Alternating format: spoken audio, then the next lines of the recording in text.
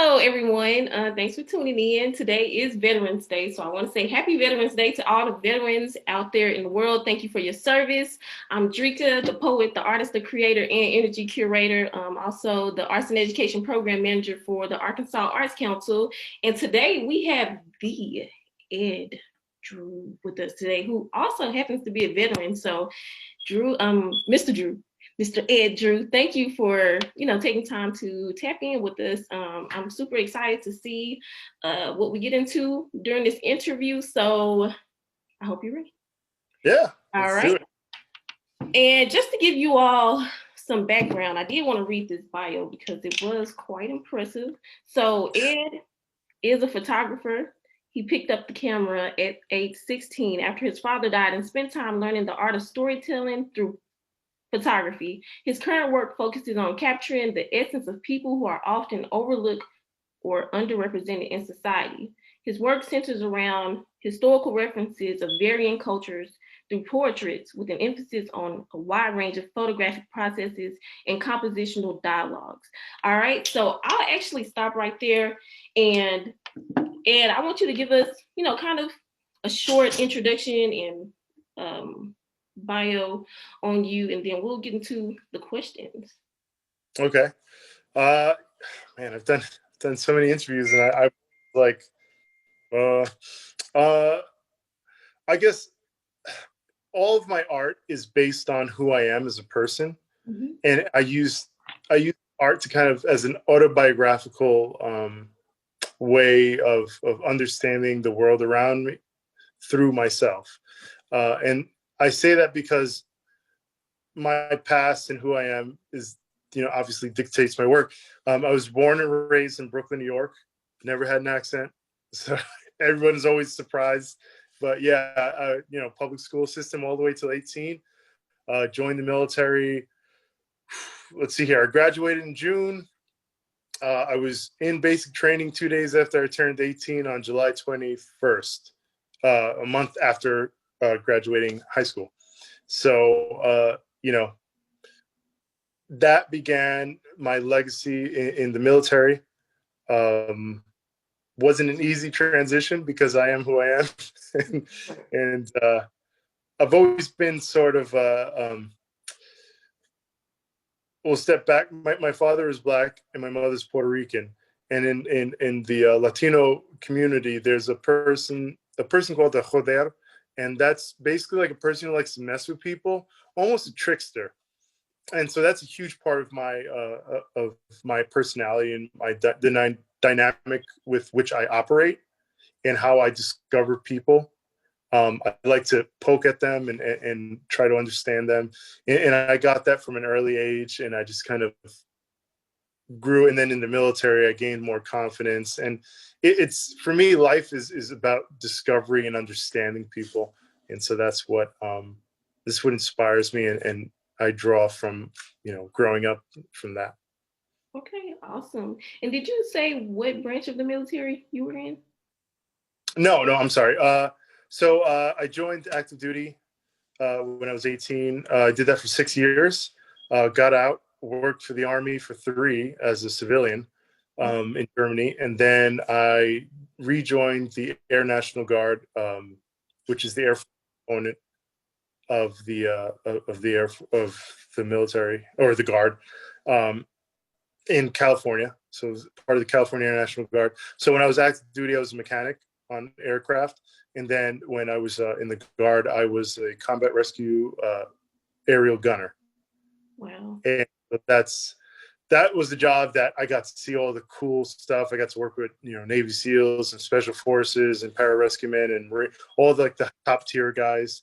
I don't think I never worked with Delta, but I worked with all the rest of those guys, and I did cool missions that you probably see in movies, and I was able to do that, and that really kind of formed me as a person. And then I got out again for 5 years, basically to take care of my children. So my wife and I have 5 children, and she got a residency program. She's a medical doctor now, but while she was getting her residency, I opted to get out of the military and take care of the children. And so I went from guns to diapers.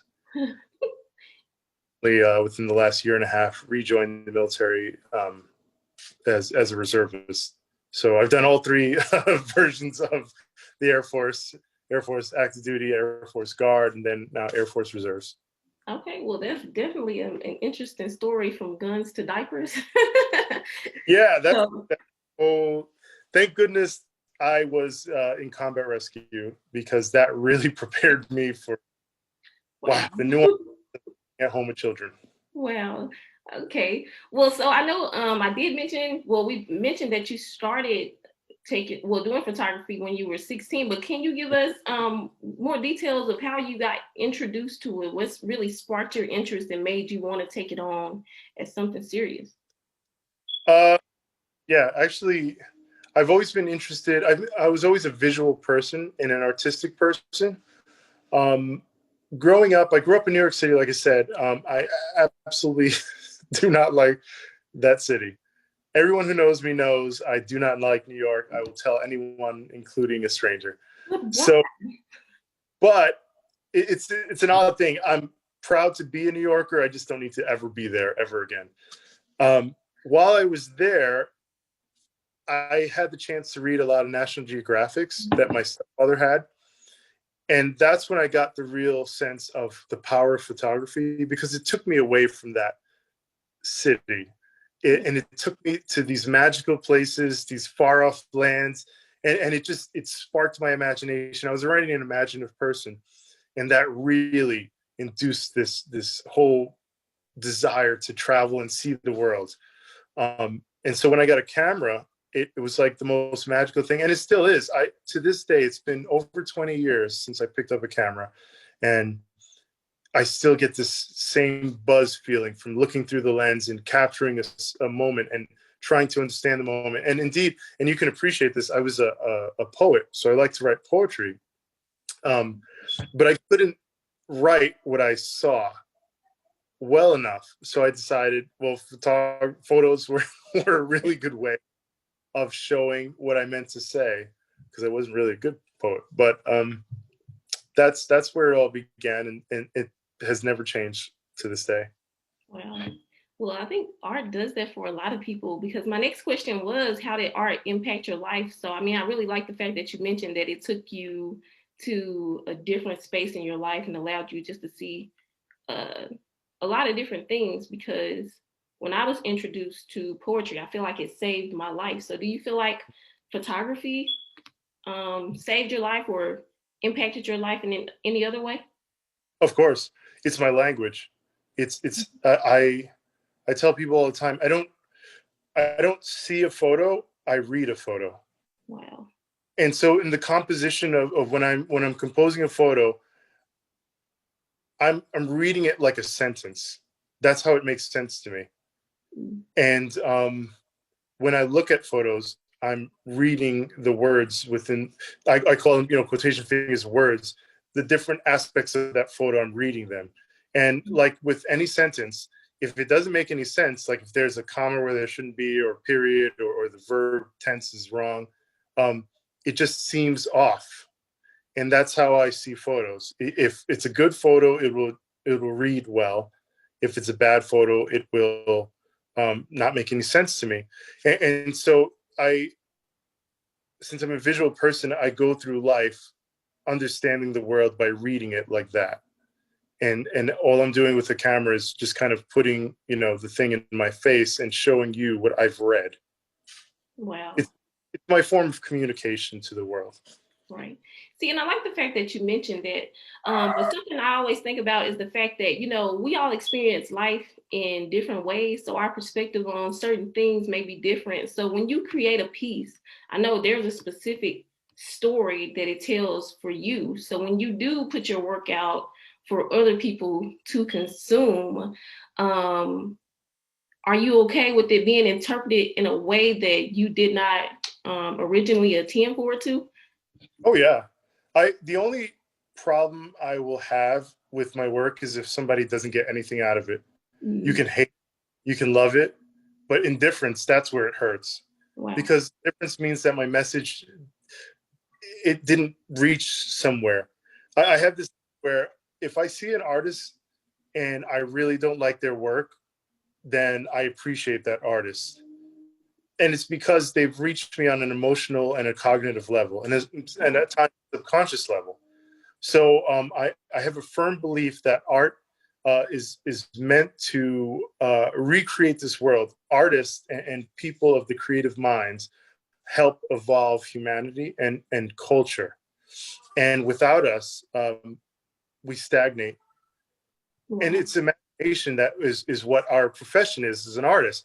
So, for instance, if I create a body of work that opens a person's minds to the possibility, and I'll use an example of race because I focus a lot on race. If people see a person not as a Black person or as a Native American person, as my past series have been about, um, and they see him as a person, I've altered that person's mindset to understand that Black people aren't Black people, they're people. Mm-hmm. And in doing so, I'm able to reshape that person's mind to accept the other possibilities that perhaps any preconceived notions that they might have for that group of people doesn't necessarily apply. I'm expanding their minds. I'm expanding their imagination. And the science behind the imagination is it uses all facilities of the brain to operate. And so as an artist, I want to spark imagination so that you and any viewer can use your whole facility, your whole mind. And in doing so, you can, sorry, I've lost my train of thought. In doing so, you can further your other aspects of your life. Mm-hmm. Mind is able to make different connections now that it's used its imagination and it's opened itself up to it. That's what bothers me. That's why I create art. Right. So I definitely agree. Art, I believe like implementing art, especially in our education system, it allows students to expand their minds and use their own creative thought processes to, you know, create new realities for themselves. I think a lot of times, and I've talked about this with several other artists who feel like, you know, our education system, it teaches you how to think instead of, well, it teaches you what to think instead of how to think on your own. So, you know, the value of art is really high because art is that one thing that literally you get to create what you want. You know, you have freedom to do so, and nobody can tell you it's right. Nobody can tell you that it's wrong because it's yours. You know, and it allows you to explore and not be afraid to, you know, just step outside of the comfort zone. Not be afraid of gray area. It's just literally you get to do what you want, what feels good to you. So I definitely like what you said there. And speaking of arts and education, how important do you think art is in our academic system? It's one of the most important things that is completely undermined. I have this belief system, and I got it actually from another really famous Joseph Beuys. And the funny thing about Joseph Beuys, I have my degree in fine art. So I was exposed to many different artists throughout the years of my study. The thing about Joseph Beuys is Joseph Beuys was a former Nazi, a Luftwaffe pilot. And, you know, we'll not get into the politics because he doesn't really go into the politics when he was, but let's just say he was a soldier like any other soldier fighting in a war for his motherland. When he got out, he used the mythology of having been shot down as a pilot and created a persona for himself. And through that persona, he promoted this idea that art, anyone can be an artist, and art is for everyone. And from that moment, I have based all of my art on this egalitarian ideal where I'm not special. My focus is art. And so that's why I'm good at it, because I spend a lot of time practicing it. But everyone's an artist. You know, from an early age when kids are drawing on pieces of paper to prehistoric times when cavemen were drawing on walls. Right. No one can say that's not art. It is art. Right. And it's the human creativity, it's the human imagination. These minds are the minds that took us to things like space and the deep of the ocean, because it takes a creative mind to say, you know what, I don't really need to breathe air. I need to go under the water and figure a way to breathe air under the water to see what's under there. That's an imagination. That's an imaginative mind. It's a creative mind. Right. So, what Joseph Beuys did, and what drives me is that idea that everyone's an artist and everyone's egalitarian and everyone's equal. And this is a theme that I think, especially as a black person,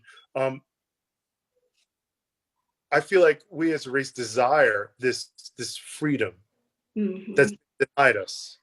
Wow. And I kind of bring it full circle. We desire. We have so many creative black artists, and it seems like whenever people are oppressed or suppressed, art always comes out. If you look at a lot of, I'm inspired by many Jewish artists. I think they're absolutely one of the most. Beuys was German.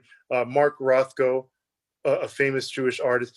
All of these artists seem to have that similar like oppressive thing, because their creative mind needs to take them away. Right. And I'm thinking, what if that happens to other people? And it doesn't need the oppression. What if everyone is creatively thinking? How great of a race and a species can we be? Exactly. I love that. So another question. I know we talked a lot about the military and how it kind of influenced your work too, but was there any specific experiences that you had being in the military that really influences the art you create now? Yeah. Well, my first series was in Afghanistan. I did tintypes in between combat missions, which was fun. But I did it because I wanted to separate the military uniform and the person, and show that there's a person within that uniform. And the military, what it did was it gave me a direction. And because as an artist, my mind is scatterbrained, so the military really helped me to kind of focus my thoughts more, and give me this sense of duty, accomplishment, uh, and then like the Air Force, I forget the motto, where service before self, excellence in all we do. These are things that I took literally and then applied it to the rest of my life, including my art. Wow, definitely, that's beautiful. So, in all of your time of doing photography, can you give us some of your highlights? Some of those moments that really stood out to you? Any great opportunities that came out of being a photographer? The people I meet, God, I love it. I love meeting people and hearing their stories, from Afghanistan, taking the photos of they're called pararescue jumpers, PJs, and I did the whole like day section. I was on day shift. I did all of those guys, and one of my friends, I did a really great photo on him, and years later, he ended up dying in a parachute accident. But they used his photo that I had taken as a part of his memorial. So the life that these photos have, and the stories that these people give to me, that's what I love about these doing these portraits, and just the Native American series I did of the Klamath people, just going up to Northern California and Southern Oregon, and doing these images and hearing these people. We did before each photo session, we would do a talking circle where we would talk about whatever we wanted to, for as long as we wanted to, as long as we had the eagle feather. And I was part of that talking circle. And there was such a connection to these people. I still talk to some of them to this day. That connection, it kind of harks back to my religious beliefs, as I'm a devout Buddhist. This understanding that we are all connected and we are all part of the same thing. And so my art is infused with my religious beliefs as well, and my understanding of how what Buddha preached, and what we should idealize ourselves for. So the Enlightenment through art. As a Mahayana Buddhist, I'm trying to help people get enlightened through creating creative minds, right? And so when I meet people, I'm not necessarily just taking their photo. I'm hoping that something that I hear from them and discuss with them will help to enlighten them and help them along the path of a higher understanding. And so I tell everybody that, like, my ulterior motive when I take your photo is to help to enlighten. It's part of the Buddhist practice. I got to do it. So, but it ends up enlightening their life, and I really enjoy doing it. Oh, I love that. I learned about that. I took a world religions class in college, and we learned about Buddhism, Hinduism, Christianity, and Judaism. So I know a little bit about enlightenment. So that was interesting. You talked about that and wanting to, use your art to help people reach this level of enlightenment, because it is like the state of like just being free and content with what you have.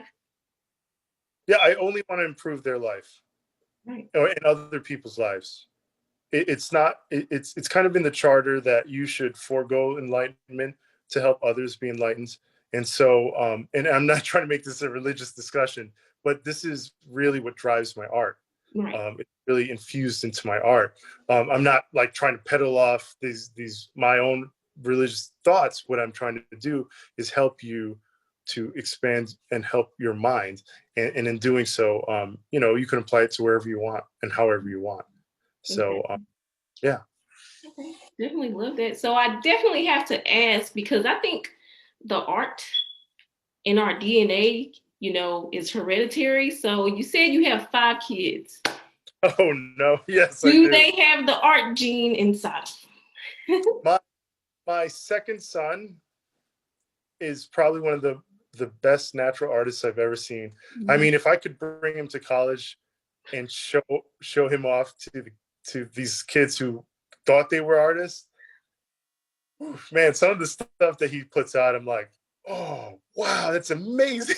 It's just, and he does it like, like it's nothing. Like, oh yeah, this is how the world.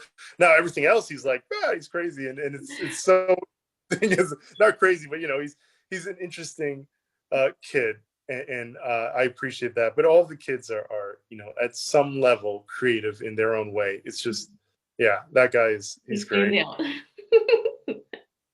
Well, that's awesome. I figured.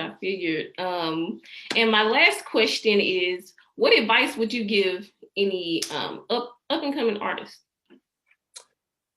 Believe in yourself, because everybody has their own take on life, and a lot of them like to share it, and it may be to the point where it's negativity towards you as an artist, and so you'll feel like you don't have the confidence to do it, or the way that art is constructed these days is more of a capitalist adventure. So it's like, well, you're not making any money in art, and all that. Just believe in yourself. Just appreciate your art. Don't do it for anyone else. Do it for you.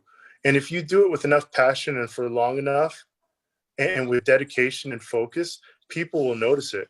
I can't tell you how many times I was like, am I an artist now? Am I not an artist now? No, I'm not an artist. And I always question. I needed that label of artist in order to validate who I was. When the whole time, not only was I an artist, but I was feeding into that whole artistic communication that I now am able to understand. And it was through that focus and dedication. Right. So yeah, and don't care what anybody else says. If they don't like it, that's their problem. That's New York. They don't like it, that is their problem. I definitely agree with that. I think a lot of times we do get too consumed about what other people think. And I know even being in college, a lot of people, they were doing degrees that did not relate to what they really wanted to do in life because they felt like their art would not produce income. But I always try to encourage artists, like literally, you can't make a living doing what you love. You just have to be creative in how you stream your revenue. you Basically. you can make money off art. I've made plenty of money off art, but again, you have to be realistic about it. You have to understand that your art at some level is as a product, is your product, and you have to be a salesman and sell it. You have to be really good at it. You can't Right. just be like, oh, that's good. Like, I hammer at my art day in and day out. I'm constantly thinking about it. I'm constantly wondering, how can I improve what I did? I mean, I dream about creating in photos. I wake up and I can't do anything else but do this art. So it's almost an obsession. And my wife, at times she's like, "Oh, you care about your art more than me," and I'm like, it's on a different level. But No problem. another thing I must point out, and it's very important that people understand, especially people of color, is don't feel like you can't do it. I think our society forces this belief that there's only a certain looking kind of person that can create art. And if you do, I can't tell you how many times, especially as a combat gunner, I was made fun of for being in art school and making art. And I came to understand that the reason they're making fun of me is because they couldn't process a 6'3", 230-pound black man who could run, really fast, is into art, is it loves art, goes to museums, looks at Van Gogh's and feels this swell and these goosebumps. They couldn't process it. And that's, at their detriment. But it they pushed it onto me. They pushed it onto other people. Like, they tried to make me feel bad about it, making homosexual references. Like, I don't know, that's a bad thing to be homosexual, or I don't know why they would think that. But certain people, not all, but there's going to be these people that you may encounter as a person of color who's creating art that will try to have you pigeonholed into something else, and that's the importance of believing in yourself. Right. I didn't let them in. Again, I'm from New York City, and they want to make fun of me because I'm making art, and I got New York really fast, and I was like, yo, check this out. You shut up. Right. And they didn't like it. They didn't like it. I was like, there ain't nothing you can say to me Right. that's going to hurt my feelings about what I love. So you need to step. Exactly. And you just There have you to go. have that attitude. Like, I like what I like. And if you don't like it, what did you say? That is your problem. That's, that's it. Don't worry about it. Right. So where can I know you have an exhibit up at Mosaic Templars. How long will that be there? Till February of next year, and then I think one of the photos will be on permanent display. So yeah, so very happy about that. If I'm thinking that's the main thing. We're trying to get it as a traveling show at the end of at the end of its show next year. And I don't know where we're at that point, but I'm hoping that it will travel throughout the like Louisiana, Mississippi, Right. and the it's called Middle Alliance Art of America or something. Right. But yeah, so Okay. And how else could anyone check out your work? Any my websites website, or anything? yeah, edrew.net is I update it fairly regularly whenever I do a series. I definitely don't do a lot of series because you're going to muddle your work that way. So the most recent was the Mosaic Templars Black Veterans, but I'm working on another series right now, also in Arkansas. So I absolutely love the idea of being an Arkansas or Arkansas artist, and I love this state. It's got a lot of issues, but it's got a lot more good stuff that people just don't know about.